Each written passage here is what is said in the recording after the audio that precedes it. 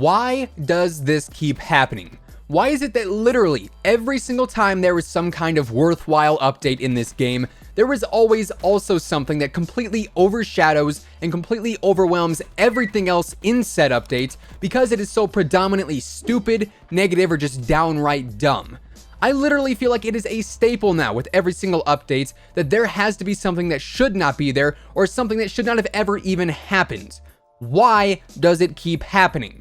You know what I would so much rather be doing than recording this video right now? I would so much rather be jumping onto Black Ops 4 and heading straight into multiplayer to record a live commentary for you guys with the new Peacekeeper, or the Stingray, or the Locus, or even the Ballistic Knife. But guess what I can't do today, or probably any time in the foreseeable future? I cannot jump onto Black Ops 4 and record a live commentary with the Peacekeeper, or the Stingray, or the Locus, or the Ballistic Knife.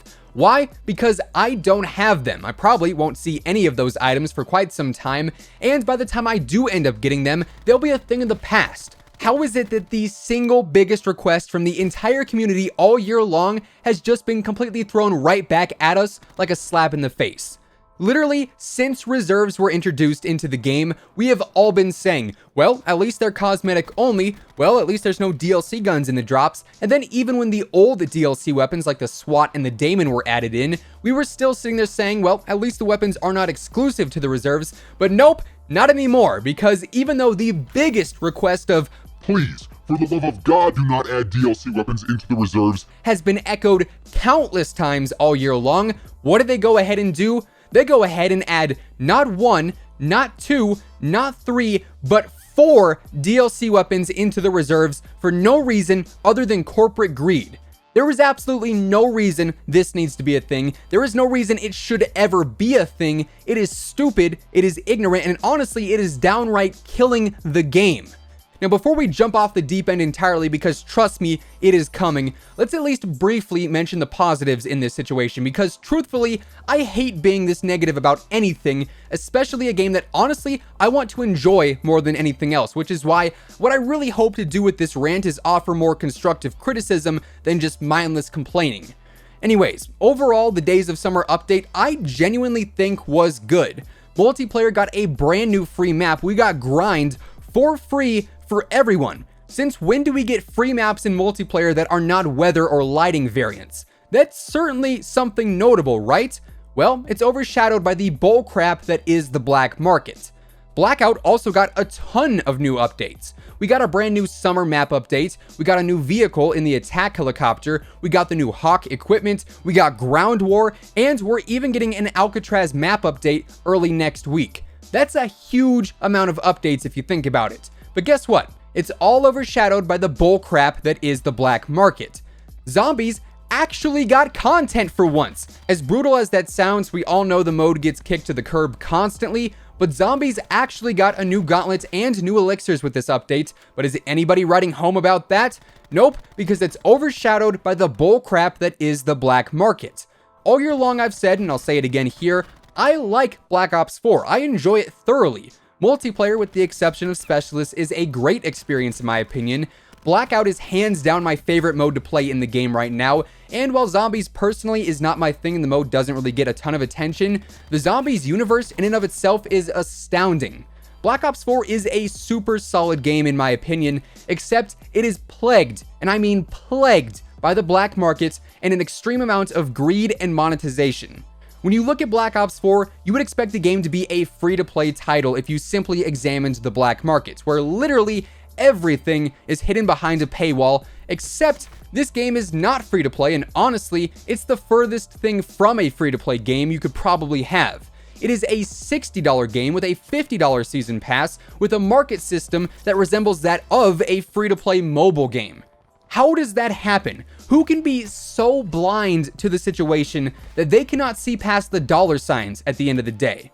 Let's first take, for instance, our new Contraband stream, which is 50 new tiers that we all hoped would be better than the first 50. Nope, somehow they're worse. We only got one new DLC weapon in these 50 tiers, that being the Vendetta at tier 50. Tier 1 is a damn weapon charm, for crying out loud. And the only other worthwhile thing in the entire 50 tiers is the weapon bribe, which you can get at tier 25. But wait, there's a catch here too. The weapon bribe does not guarantee you a new DLC weapon. It guarantees you a new DLC weapon or a Mark II weapon. Why would you put a Mark II weapon into the weapon bribe? So much for getting the new DLC weapons, right? Because if you're like me, you got some bullcrap Mark II variant that shares the value of a piece of gum that's stuck on the bottom of a table at your local Denny's.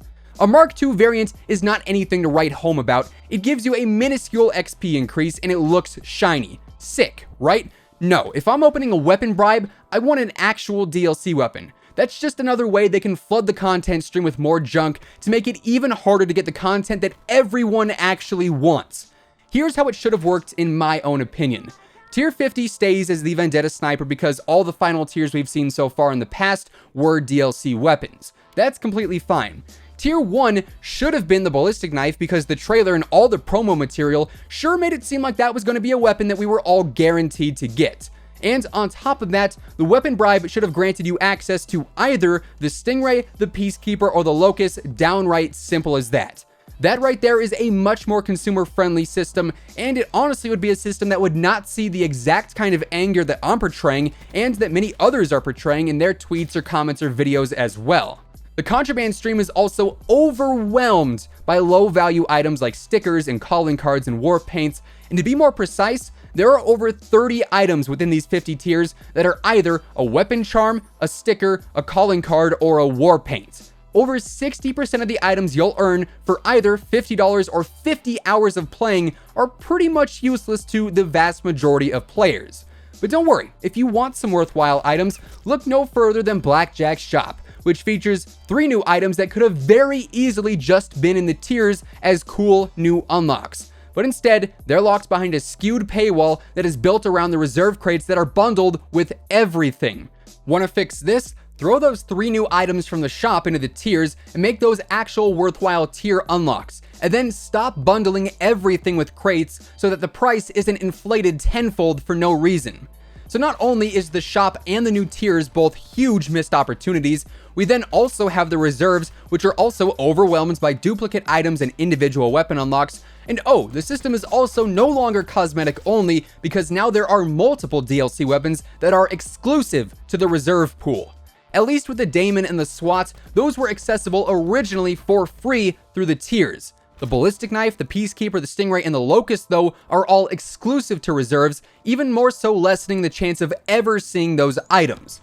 I have over 9 days played in multiplayer and over 4.5 days played in Blackouts. That is roughly 300 plus hours of in-game playtime. And guess how many times I've completed the reserves? A whopping 0 times.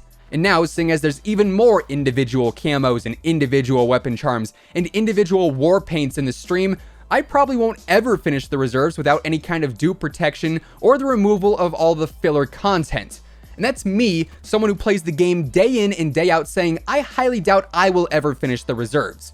What about the players, the casual guys, the vast majority of the Call of Duty player base who can only play the game 1 or 2 or 3 times a week?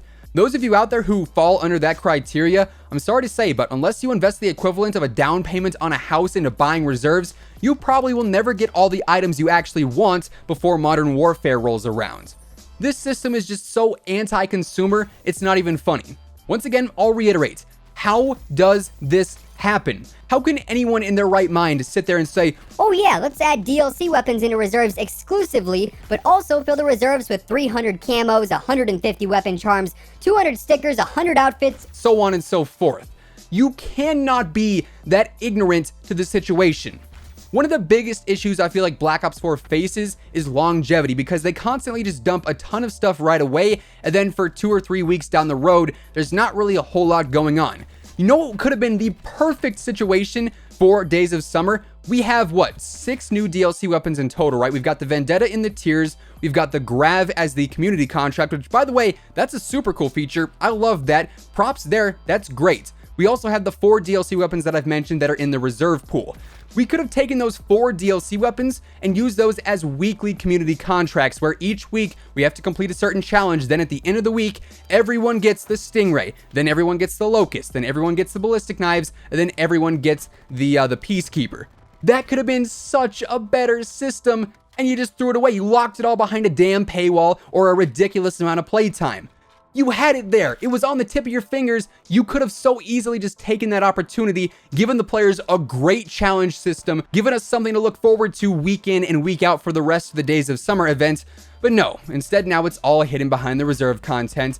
Let's be honest, most of us probably will never get to see all of the DLC weapons in this game now, because every time I open a drop, it's a duplicate sticker or some stupid war paint that I don't really care about. Now, I'm sure there's going to be those comments out there saying, "But you're a part of the problem. You buy the tiers, you buy the item shop stuff." Yes, I do. As a Call of Duty YouTuber, the tiers and the camos and the outfits and the mastercrafts and whatnot are an investment into my job, although it will never truly feel like one. And at the end of the day, there is a business portion involved in all of this that is exclusive to those of us fortunate to have a following on social media. Even then, I don't like having to spend money on the content I actually want, just because the only way I can actually gain access to that content is by spending money. It sucks for me, and I know it sucks even more for the casual players out there. And all around, I'm just really fed up with the greed taking priority of what's best for the community and what's best for the game. At the end of the day, I'm just a Call of Duty fan who wants to enjoy the game, who wants to see the game succeed. But really, I don't know if it can with a system like this in place. Something has to change, and it needs to happen sooner. We really are going to see the end of days for the Call of Duty franchise. This cannot continue to be a thing in 2019 where every other developer out there, every other major game is starting to realize, yeah, maybe free-to-play is the wave, maybe free DLC is the wave, maybe we don't have to monetize every single thing in the entire game. Honestly, the entire situation is just a massive load of barnacles. I'm not a fan of it, it's stupid, it sucks. I'm just gonna try and enjoy the game for what it's worth while it lasts. I think that's gonna wrap things up for today. Thank you guys for watching. Hopefully it wasn't too ranty. I'll catch you guys later. See ya.